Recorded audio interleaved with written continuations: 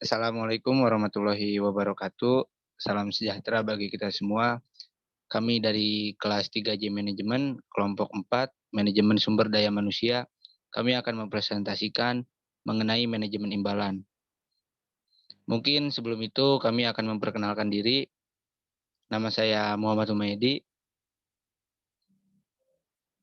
Dan di sini ada teman-teman saya. Yang pertama Muhammad Rizky Jakaria, ada Kansa Hairunisa, ada Jahara Firdara, dan Rani Aulia Agustian, juga Albert Raifai.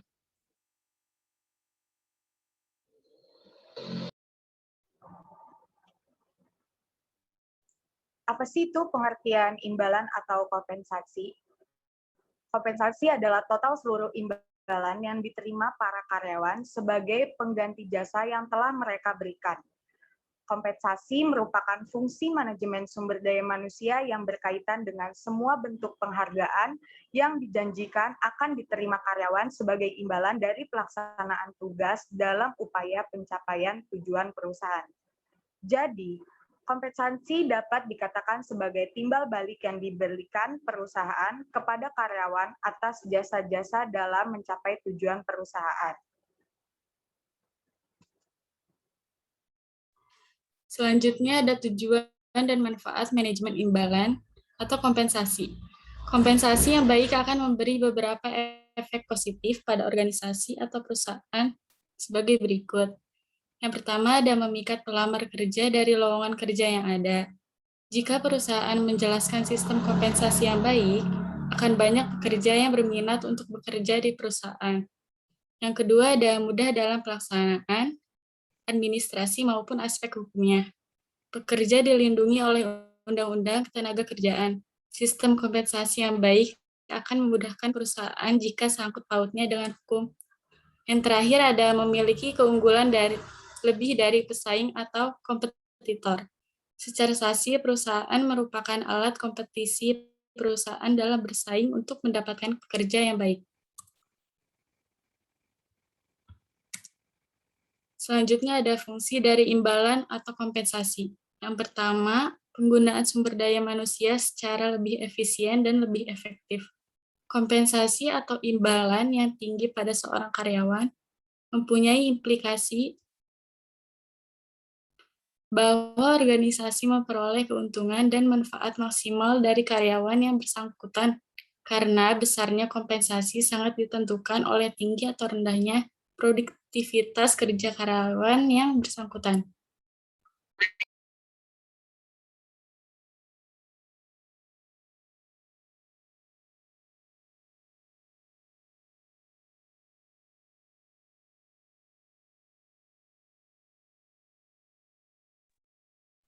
Yang kedua, mendorong stabilitas dan pertumbuhan ekonomi.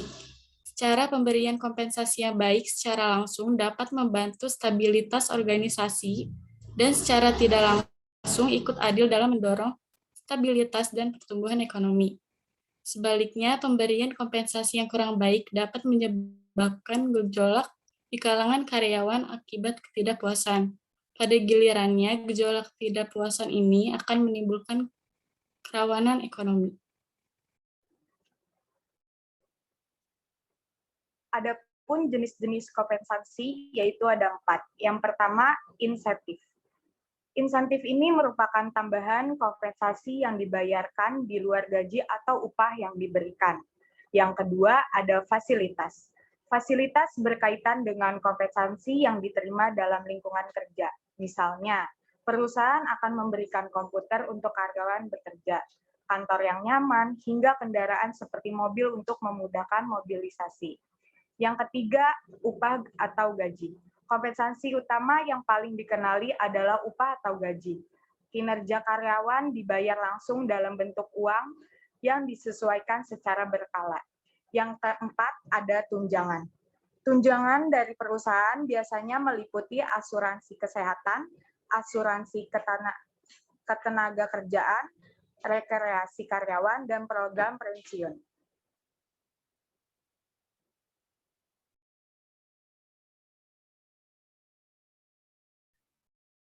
Kompensasi dapat dibagi menjadi dua. Yang pertama adalah finansial. Kompensasi finansial adalah bentuk kompensasi yang diberikan oleh perusahaan kepada karyawan dalam bentuk uang atau yang bernilai uang. Yang kedua adalah non-finansial. Kompensasi non-finansial adalah bentuk kompensasi yang diberikan oleh perusahaan kepada karyawan dengan tujuan untuk mempertahankan karyawan dalam jangka panjang.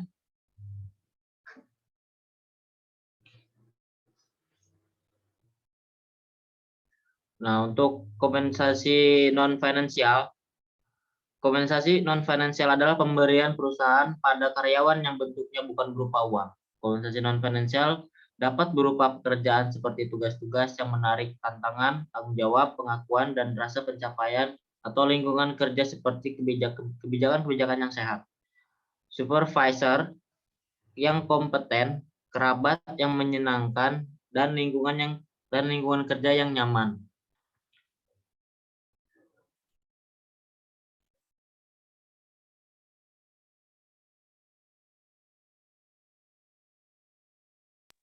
Baik, sebelumnya dari kompensasi finansial dapat dibagi menjadi dua, yaitu kompensasi langsung merupakan penghargaan yang diterima karyawan dalam bentuk uang atau penghargaan yang bersifat tetap berdasarkan tenggang waktu yang tetap, yaitu langsung. Untuk yang tidak langsung merupakan kompensasi tidak langsung adalah pemberian bagian keuntungan atau manfaat lainnya bagi para pekerja di luar gaji atau upah tetap, dapat berupa uang ataupun barang.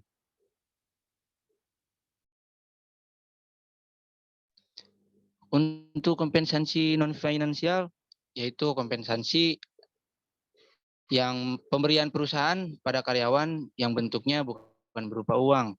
Kompensasi ini dapat berupa pekerjaan seperti tugas-tugas yang menarik ataupun tantangan, juga tanggung jawab, berikut pengakuan dan rasa pencapaian atau lingkungan kerja seperti kebijakan-kebijakan yang sehat.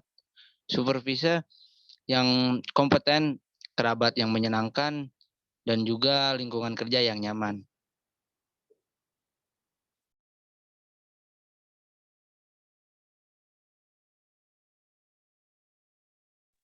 Baik, selanjutnya faktor-faktor yang mempengaruhi imbalan atau kompensasi.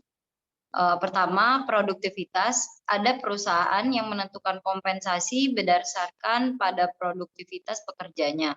Semakin baik atau tinggi produktivitas kerja, maka akan semakin tinggi kompensasi yang diberikan. Kedua, kemampuan untuk membayar. Perusahaan atau organisasi yang beroperasi pada pemasukan harian atau pemasukannya tidak tetap, biasanya menggaji atau memberi upah pekerjanya berdasarkan kemampuan perusahaan. Yang ketiga, yaitu kesediaan untuk membayar.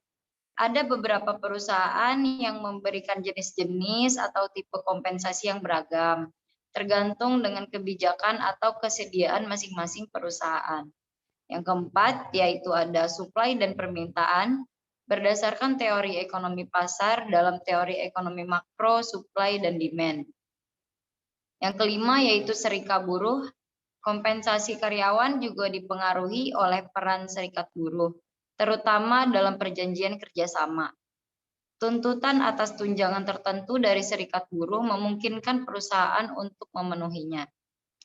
Yang keenam, berbagai peraturan dan perundang-undangan. Besarnya kompensasi juga dipengaruhi oleh faktor peraturan perundang-undangan terkait upah. Misalnya, pemberian kompensasi karyawan wajib mengacu pada upah minimum yang berlaku di setiap daerah. Undang-Undang Ketenagakerjaan dan PP Pengupahan melarang perusahaan membayar upah karyawan lebih rendah dari upah minimum provinsi atau UMP dan upah kota atau kabupaten atau UMK. Baik, dari kelompok kami sekian dan kurang lebihnya mohon maaf. Wassalamualaikum warahmatullahi wabarakatuh.